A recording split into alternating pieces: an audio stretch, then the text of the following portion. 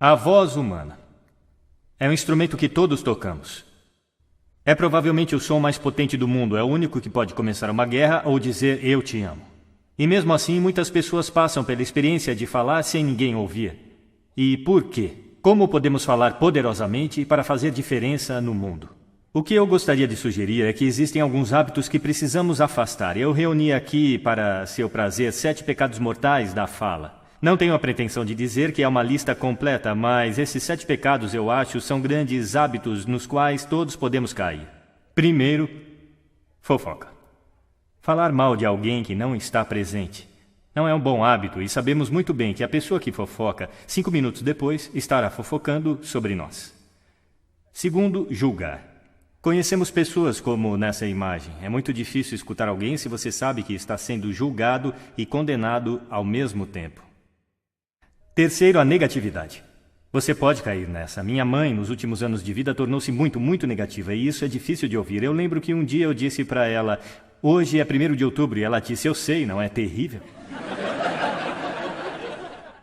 É difícil ouvir quando alguém é tão negativo assim. E outra forma de negatividade é reclamar. Bom, essa é a arte nacional do Reino Unido. É nosso esporte nacional. Reclamamos sobre o clima, sobre esporte, sobre política, sobre tudo, mas, na verdade, reclamar é um sofrimento viral. Não é espalhar luz do sol e leveza no mundo. Desculpas. Todos nós conhecemos esse cara. Talvez todos nós tenhamos sido esse cara. Algumas pessoas têm um atirador de culpa. Elas jogam a culpa em todo mundo e não se responsabilizam pelos seus atos. É novamente muito difícil ouvir alguém que está agindo dessa forma. Penúltimo, o 6º dos 7 itens. Exagero. Ele prejudica a nossa linguagem às vezes. Por exemplo, se eu vejo alguém que é realmente incrível, do que eu chamo isso? Então, é claro, esse exagero se torna mentira e nós não queremos ouvir pessoas que sabemos que estão mentindo para nós.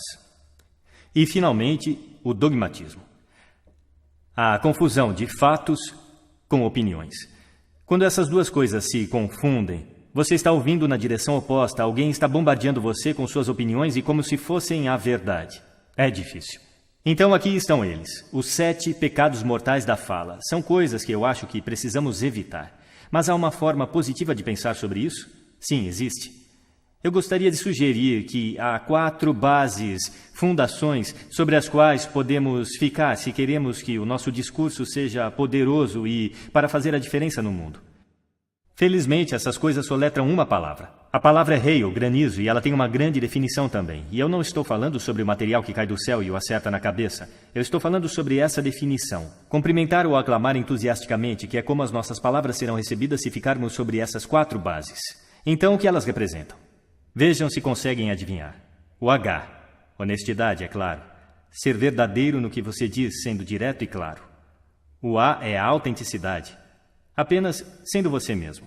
Um amigo meu descreve isso como estar sobre sua própria verdade, que eu acho que é uma bela maneira de colocar. O I é a integridade. Sendo a sua palavra, na verdade, fazer o que você diz e ser alguém que as pessoas podem confiar. E o L é o amor. Eu não quero dizer o amor romântico, mas quero dizer desejar às pessoas o bem. Por 2 razões. Primeiro, acho que a honestidade absoluta não pode ser o que queremos. Meu Deus, você está tão feia esta manhã. Talvez isso não seja necessário. Temperada com amor, é claro. A honestidade é uma grande coisa. Mas também, se você está realmente desejando bem a alguém, é muito difícil julgar ao mesmo tempo. Eu nem tenho certeza de que você pode fazer as 2 coisas simultaneamente. Então, hail.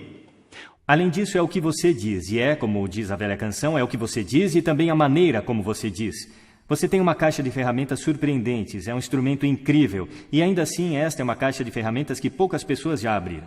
Eu gostaria de remexer um pouco lá com você e só puxar algumas ferramentas que você pode gostar de usar e que vão aumentar o poder da sua fala.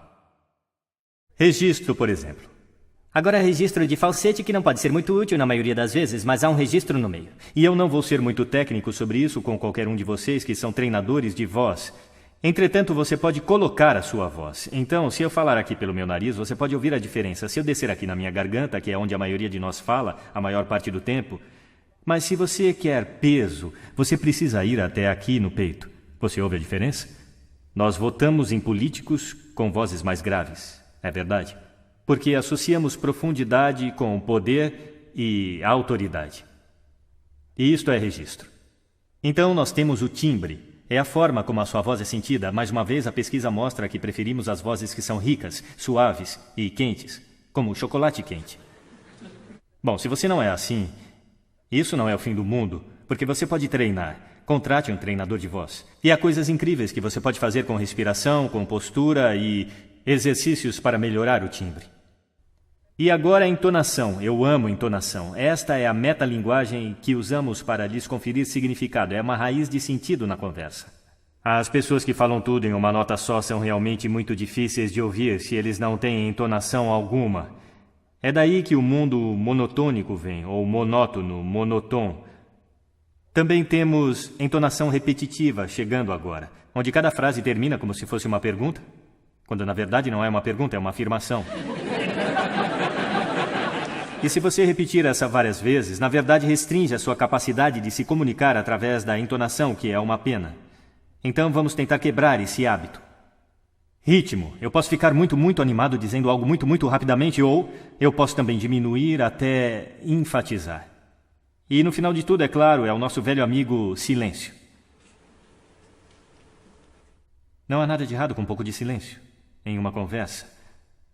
Não temos que preenchê-lo com uns e ans.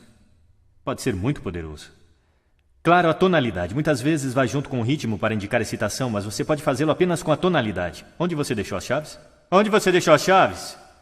Significados ligeiramente diferentes nessas duas formas. E, finalmente, o volume. Eu posso ficar muito animado usando volume. Desculpe se eu assustei alguém, tudo bem? Ou eu posso fazer vocês realmente prestarem atenção ficando bem quieto. Algumas pessoas irradiam o tempo todo. Tente não fazer assim. É chamado de sodcasting. Isto é impor o seu som às pessoas ao seu redor sem nenhuma consideração. Não é agradável. Naturalmente, onde tudo isso entra em jogo, acima de tudo, é quando você tem algo realmente importante para fazer. Pode ser num palco como este, dando uma palestra, pode ser propondo casamento, pedindo um aumento, discursando em um casamento, seja o que for. Se é realmente importante, você deve isso a si mesmo. Olhar para esta caixa de ferramentas e o motor que vai funcionar, e nenhum motor funciona bem sem ser aquecido. Aqueça sua voz. Na verdade, deixa eu mostrar como fazer isso. Será que todos podem ficar de pé por um momento? Eu vou mostrar os 6 exercícios de aquecimento vocal que eu faço antes de me apresentar em cada palestra. Sempre que forem falar com alguém importante, façam isso. Primeiro, braços para cima, respiração profunda e inspirem. Assim. Mais uma vez. Muito bom.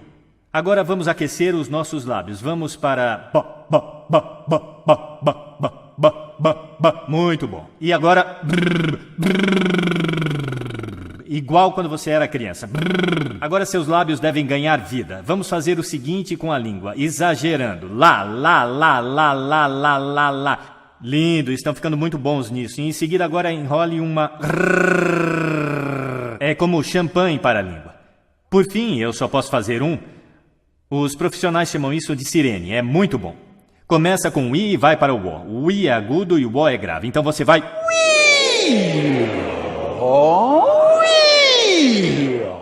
Fantástico. Uma salva de palmas para vocês. Sentem-se, obrigado.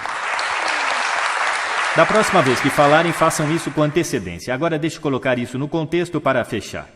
Esta aqui é uma questão séria. Este é o lugar onde estamos agora, certo? Não falamos bem com pessoas que simplesmente não estão ouvindo num ambiente que tem muito ruído e acústica ruim. Eu falei sobre isso neste palco em diferentes fases. O que seria o mundo caso estivéssemos falando poderosamente para as pessoas que estavam ouvindo conscientemente em ambientes que eram aptos para o propósito? Ou, para fazer isso, um pouco maior. O que o mundo seria caso estivéssemos criando e consumindo sons conscientemente e projetando todos os nossos ambientes para o som de forma consciente? Isso seria ótimo. Seria um mundo que soa bonito e aquele em que o entendimento seria a norma. E essa é uma ideia que merece ser espalhada. Obrigado. Obrigado.